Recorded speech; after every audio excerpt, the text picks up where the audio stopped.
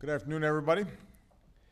Over the last 4 years, I've talked about how shared prosperity, from Wall Street to Main Street, depends on smart, common-sense regulations that protect the vast majority of Americans from the irresponsible actions of a few. That's why we passed tough reforms to protect consumers and our financial system from the kinds of abuse that nearly brought the economy to its knees. Today, there are rules to help families, responsible families, buy a home or send their child to college without worrying about being tricked out of their life savings. There are rules to make sure that financial firms which do the right thing aren't undermined by those that don't do the right thing. And there are rules to end taxpayer-funded Wall Street bailouts once and for all. But it's not enough to change the law. We also need cops on the beat to enforce the law. And that's why today I am nominating Mary Jo White to lead the Securities and Exchange Commission and Richard Cordray to continue leading the Consumer Financial Protection Bureau. This guy's bothering me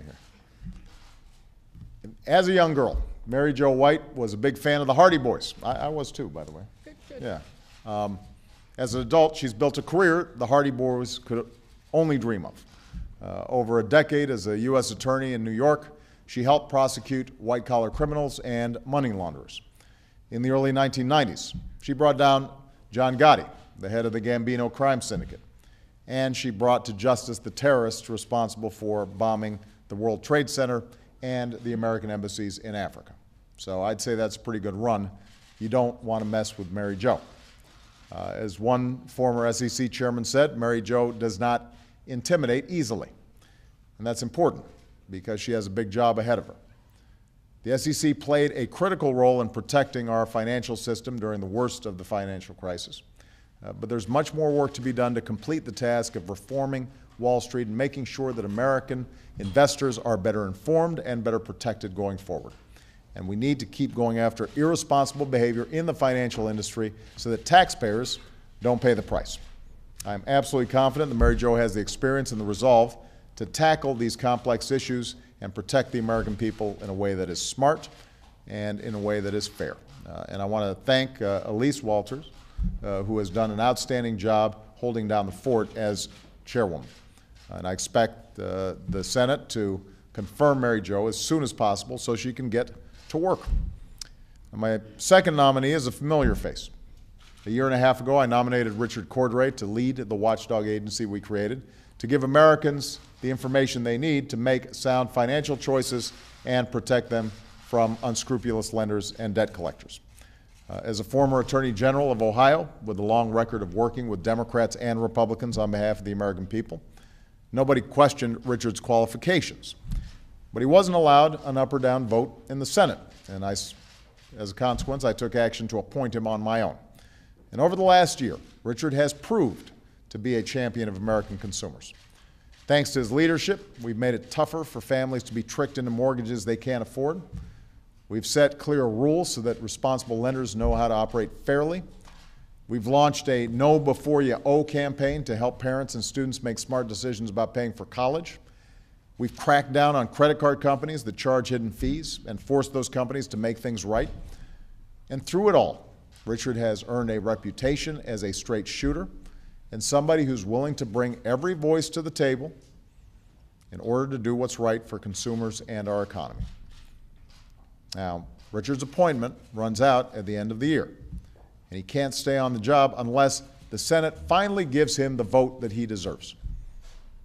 Financial institutions have plenty of lobbyists looking out for their interests.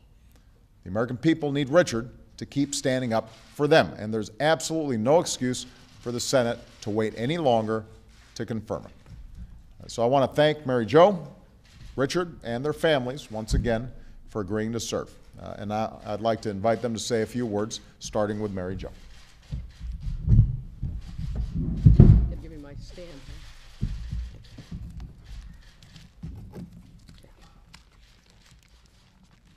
Thank you, Mr. President, for the confidence that you have placed in me and the faith that you've shown in me by nominating me to be the next chair of the Securities and Exchange Commission. I'm deeply, deeply honored.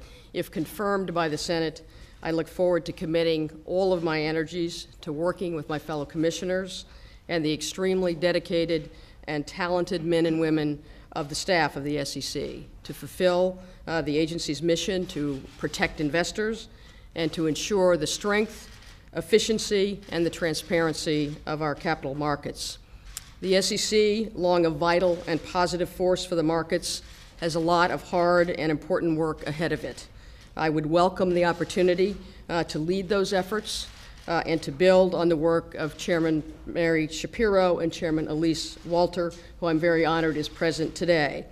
And finally, and most importantly, I want to thank my husband, John White, who is here today on what is our 43rd wedding anniversary. Today, for his strong support of me in seeking to engage in this very significant and challenging public service. Thank you very much. Thank you. Thank you. Richard?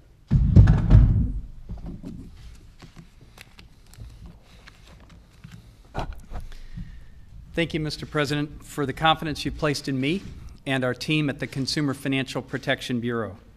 We understand that our mission is to stand on the side of consumers, our mothers and fathers, sisters and brothers, sons and daughters, and see that they're treated fairly.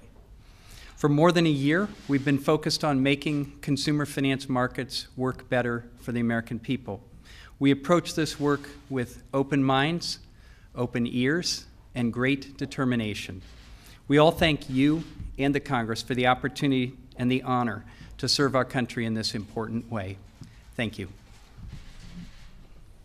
Well, I just want to thank again Mary Jo and Richard for their willingness to serve. These are people with proven track records. They are going to look out for the American people, for American consumers, and make sure that our marketplace works better, more transparently, more efficiently, more effectively. So I, again, would urge the Senate to confirm both of them as quickly as possible. And I also want to express congratulations to the Whites for their anniversary. If I had known, we would have, you know, maybe rolled out a cake or something. But have fun. Thank you. I hope you enjoy it.